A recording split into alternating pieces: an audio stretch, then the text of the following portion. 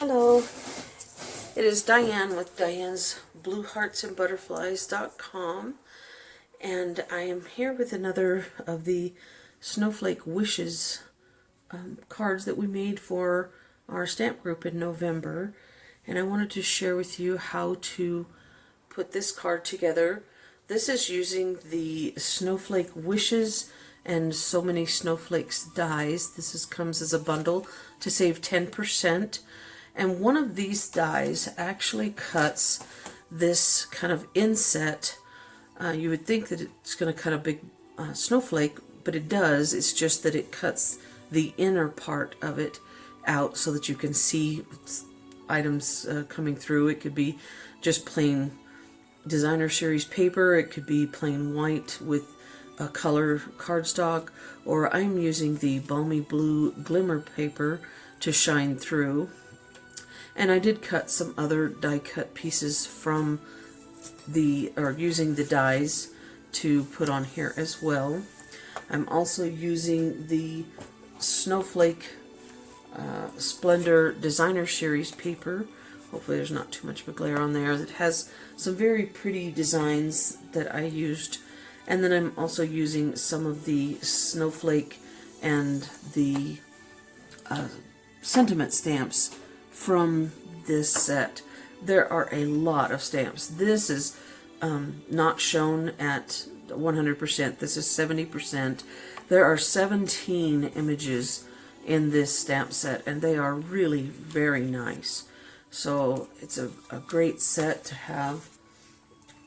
And so let's get started. What you'll need, sorry about that, is, like I said, some die cut pieces from various coordinating cardstocks of the snowflakes.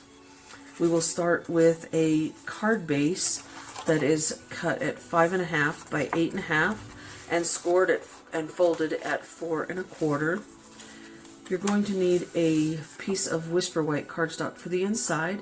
This is 5 1/4 by 4. And this one we will be stamping on. The Balmy Glimmer paper is 3.5 by 4.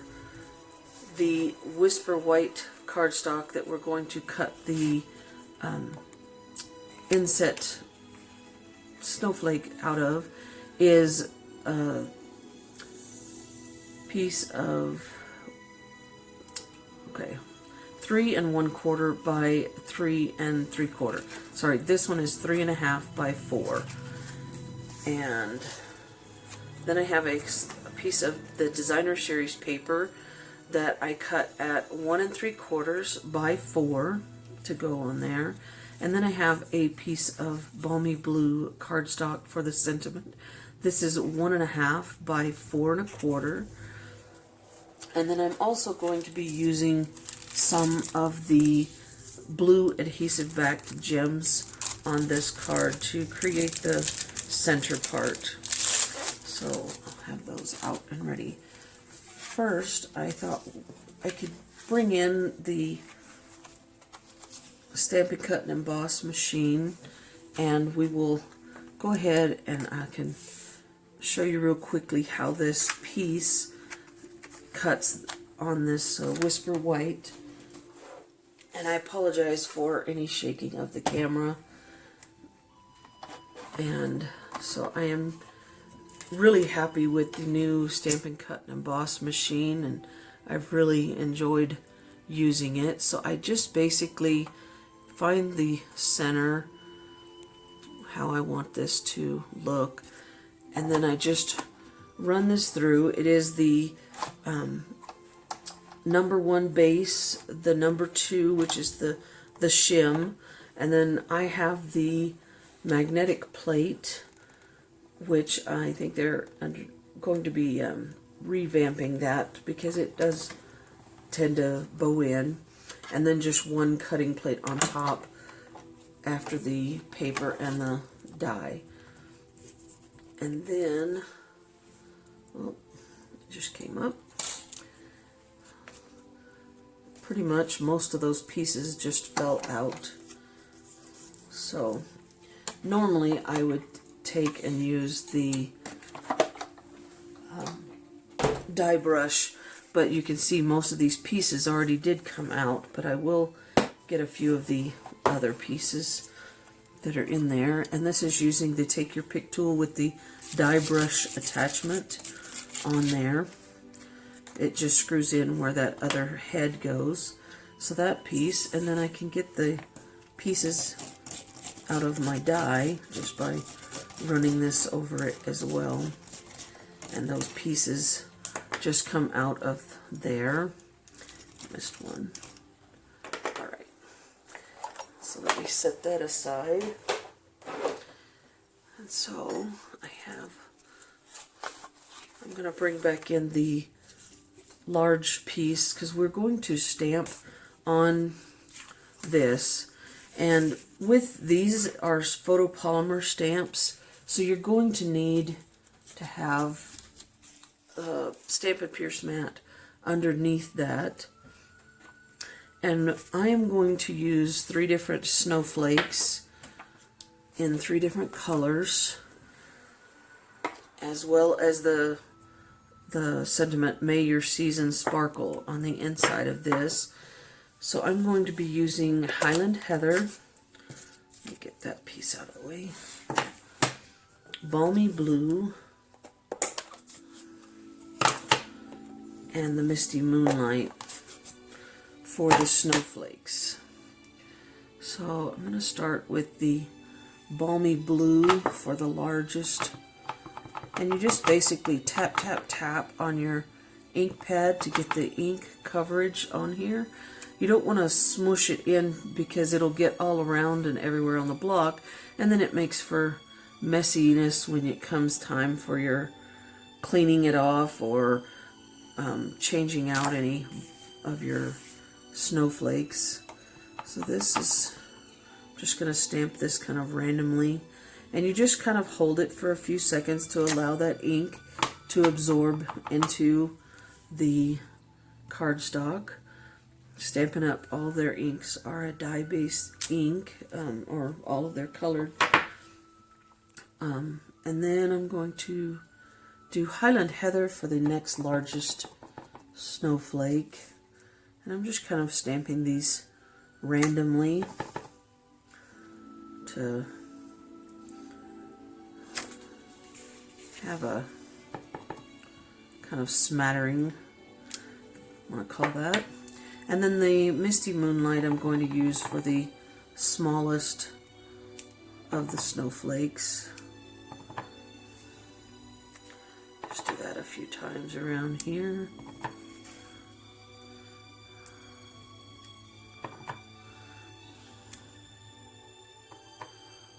There we go. And then for the sentiment, I'm going to use Night of Navy. I'm going to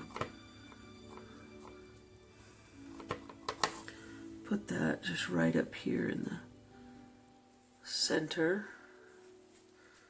If you wish, you may want to put your sentiment first, so that way you know where to place your snowflakes. Also, the strip of Balmy Blue, I'm going to use the Snowflake Wishes for a Merry Christmas, and I'm going to stamp that in the Balmy Blue as well.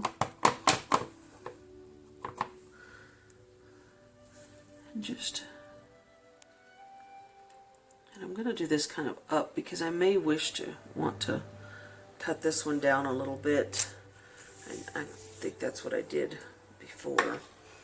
Alright, let me close my ink pads before I make a mess, because I do tend to have my fingers find the ink. You want to make sure that you get these closed all the way so that they do not dry out. You have to do that with any of your stamps.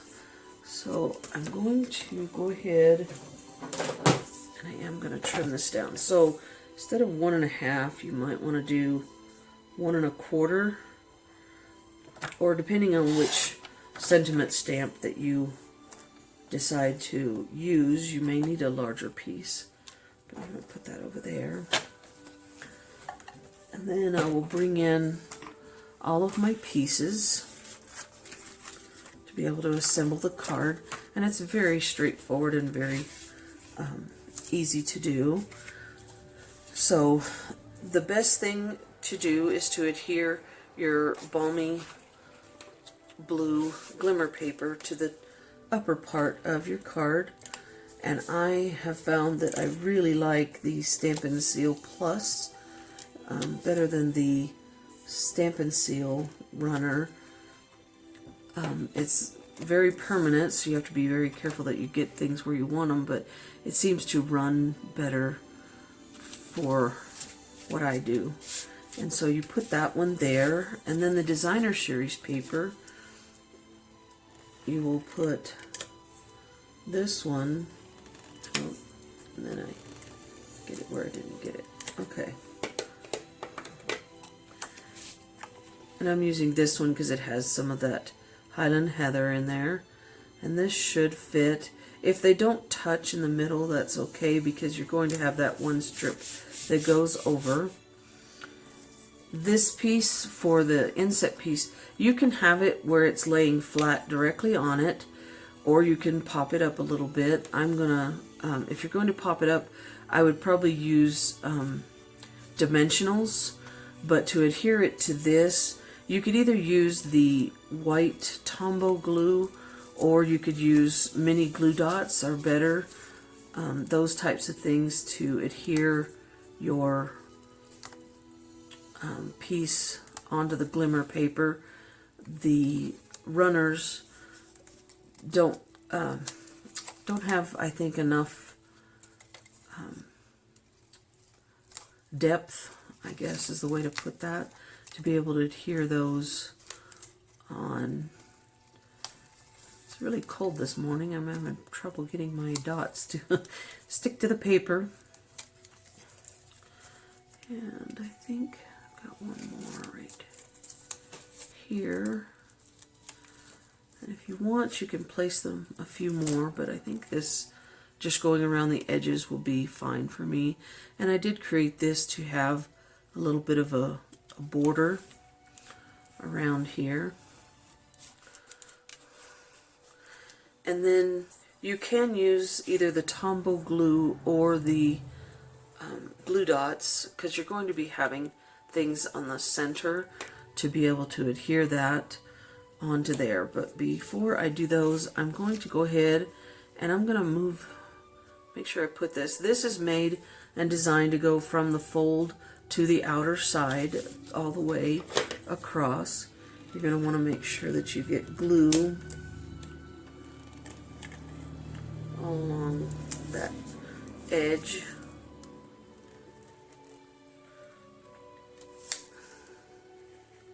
So that it doesn't come up. If you do happen to go over the edge, you can just fold that back over onto itself so that it doesn't stick over the edge. Another demonstrator I've seen uses her silicone craft sheet a lot when she's putting glue on things, because it doesn't stick to the work surface or to the silicone craft sheet. And it's a good idea. I just tend to forget sometimes. And stick that part down. And then I'm just going to use glue dots to adhere my die cut pieces. This morning I'm having trouble grabbing.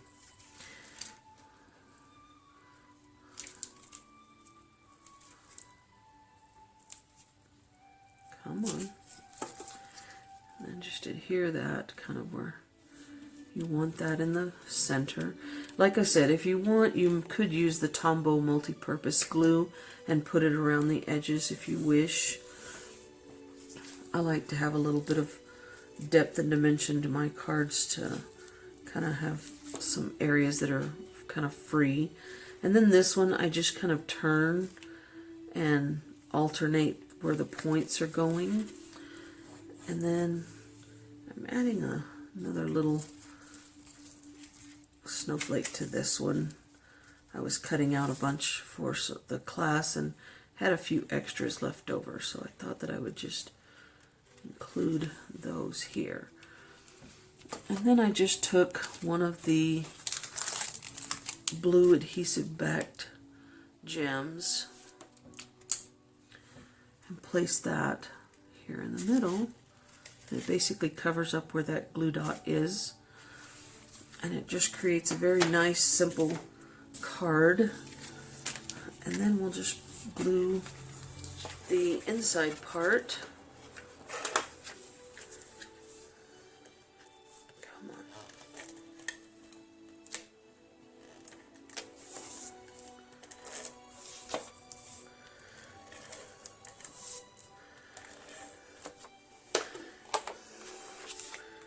I just create a little border around that, lay that down, and it's a very simple card, and it's very easy to make, and you could do that.